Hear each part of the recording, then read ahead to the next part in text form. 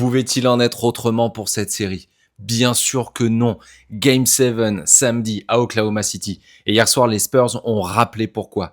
118-91. Le pire carton du Thunder de toute leur saison et une soirée cauchemardesque pour SGA. Tout s'est joué dans le troisième quart-temps. Les Spurs l'ont remporté 32-13. C'est le pire quart-temps tout simplement du Thunder sur toute cette saison. Et au cœur de ce troisième quart-temps, le Thunder a raté 13 tirs consécutifs. Quand ce troisième quart-temps se termine, le match lui-même était déjà plié. OKC ne reviendra plus. Et cette domination dans ce match, elle s'explique par un facteur, l'adresse à 3 points. Et Victor Wembanyama, il pose les choses d'entrée. Premier quart-temps, 3 tirs tentés, 3 réussis. Il finit à 4 sur 9 derrière l'arc. 28 points, 10 rebonds, 3 contres. Et le tout en seulement 28 minutes. À la mi-temps, la moitié des paniers des Spurs venaient de derrière l'arc. Et de l'autre côté, OKC termine à 35 sur 95. 36,8% global, c'est calamiteux. Et au milieu de tout ça, Shai Gilgeous-Alexander a été complètement étouffé. 15 points. 6 tirs réussis sur 18 tentés. C'est seulement la deuxième fois de toutes ces playoffs qu'il ne marque pas au moins 20 points. Les Spurs